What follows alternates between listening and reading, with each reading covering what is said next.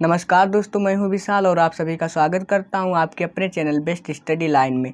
आज के इस वीडियो में हम लोग प्रेजेंट परफेक्ट टेंस के बारे में सीखेंगे कि प्रेजेंट परफेक्ट टेंस को कैसे बनाया जाता है और इसकी पहचान क्या होती है।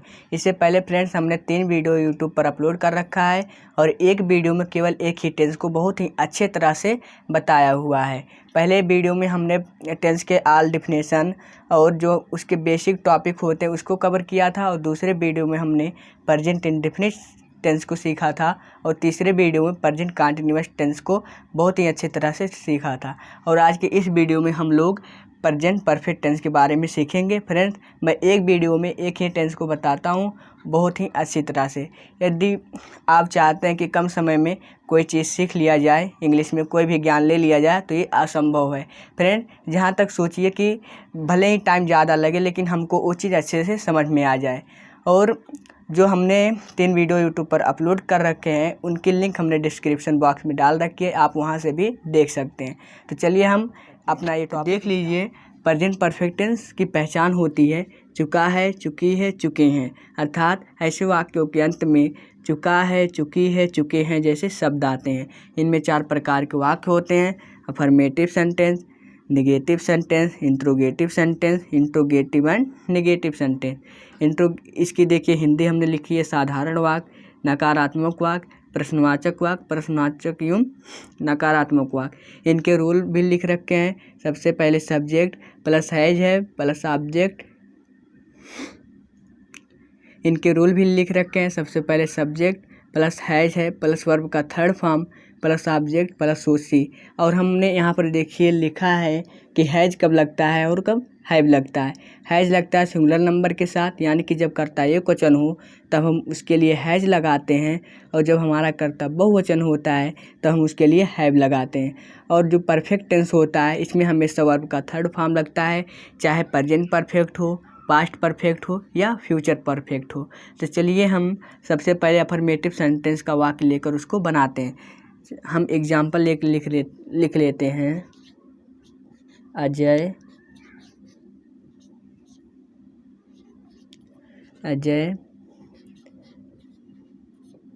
मैच खेल चुका है।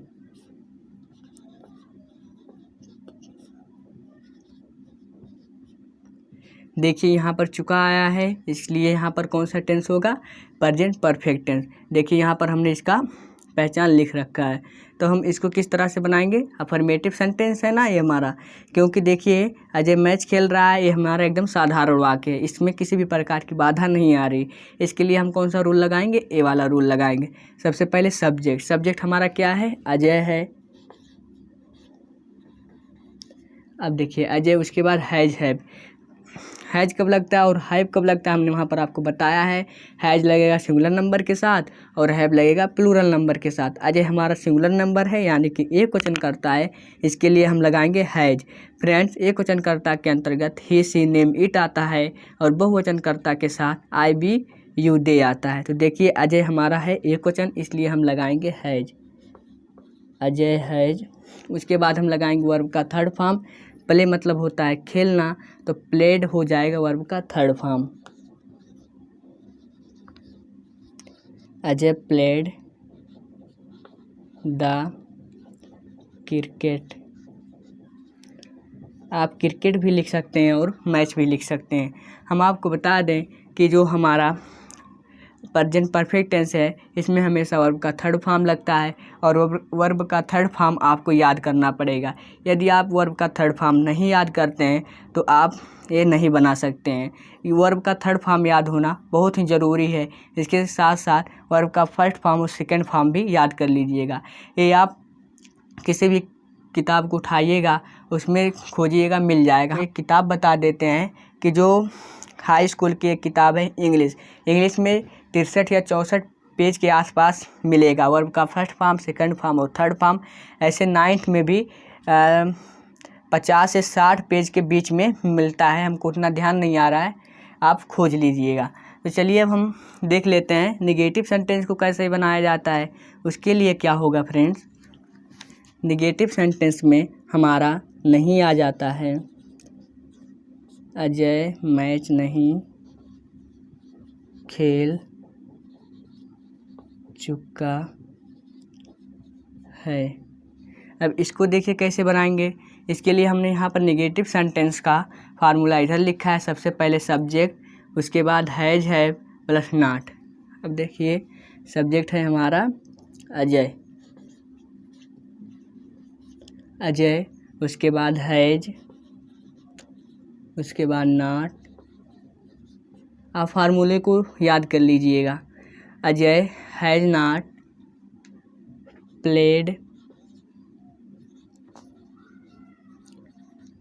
The cricket.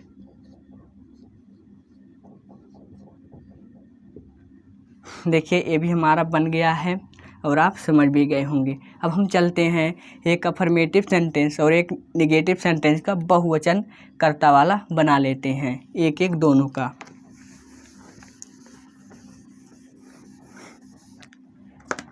बहुवचन कर्ता वाला हो जाएगा हम दिल्ली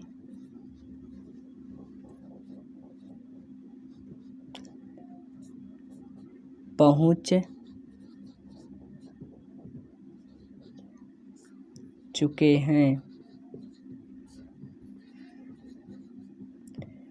देखिए ये हमारा कौन सा सेंटेंस है, ये हमारा अफर्मेटिव सेंटेंस है, क्योंकि ना तो यहाँ पर नहीं जैसे शब्द आए हैं और ना ही प्रश्न पूछा गया है। जब ना प्रश्न पूछा जाए और ना ही नहीं जैसे शब्द आए तो हमारा साधारण वाक्य होता है। तो इसको हम बनाएंगे। सबसे पहले हम लगाएंगे बी, बी हमारा सब्जेक्ट है, उसके बाद हैव लगाएंगे। बहुवचन कर्ता के साथ हैव लगता है इसलिए हम हैव लगा दिए। उसके बाद रीच मतलब होता है पहुँचना, तो इसकी थर्ड फॉर्म होती है reached. We have reached to Delhi. आपको हम एक और बात बता देते हैं कि जब कहीं पर जाना होता है उससे पहले हम टू लगाते हैं। टू लगाना आवश्यक होता है और लगाना भी चाहिए। चलिए अब हम नहीं वाला भी बना लेते हैं एक।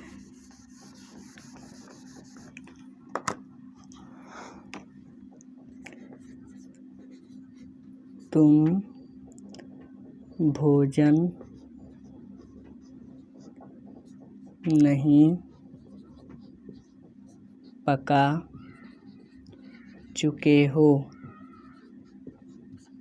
इसमें देखिए तुम हमारा बहुवचन करता है, इसके लिए हम लगाएंगे सबसे पहले सब्जेक्ट यू, हैव नॉट क्यों लगाएं, क्योंकि यहाँ पर हमारा नहीं आया है इसलिए हम नॉट लगा दिए और ये नकारात्मक वाक्य है। इसके लिए हमने यहाँ पर देखिए फार्मूला लिखा भी है। तो यू हैव नॉट, पकाना किसके मतलब होता है कोक मतलब होता है पकाना, इसकी थर्ड फॉर्म होती है कुक्ड। और उसके बाद देख लेते हैं कि हमारा ऑब्जेक्ट क्या है। ऑब्जेक्ट भोजन है। You have not cooked the food.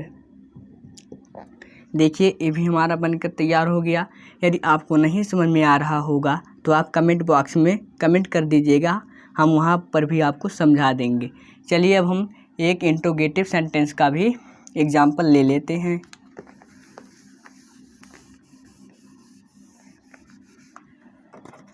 Interrogative sentence का हो गया, क्या हम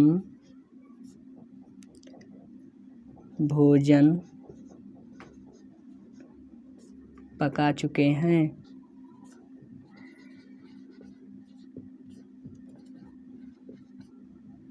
देखिए ये हमारा प्रश्नवाचक है। क्यों प्रश्नवाचक है, क्योंकि यहाँ पर क्या जो है ये प्रश्न पूछ रहा है इसलिए प्रश्नवाचक वाक्य में आएगा।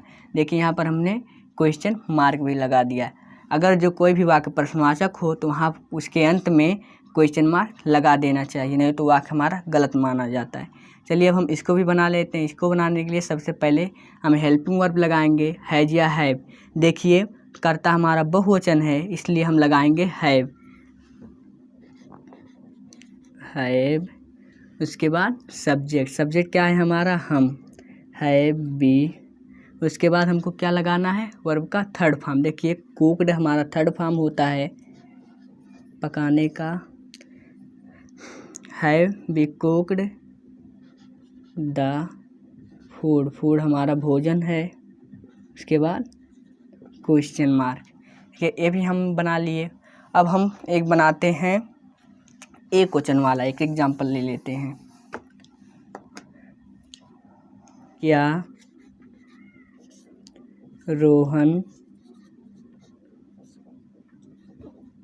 फूल तोड़ चुका है?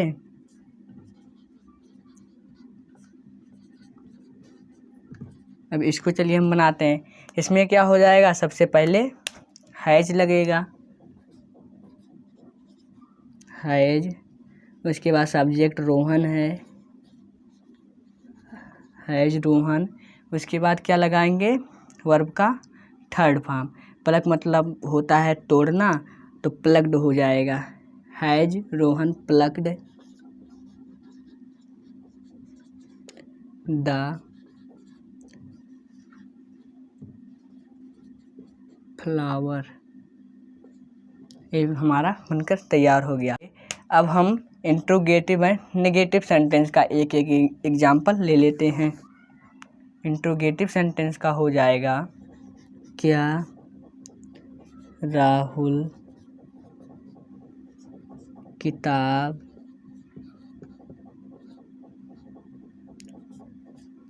नहीं पढ़ चुका है?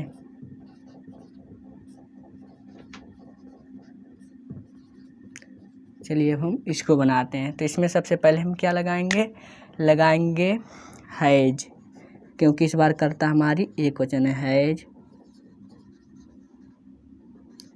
हैज राहुल।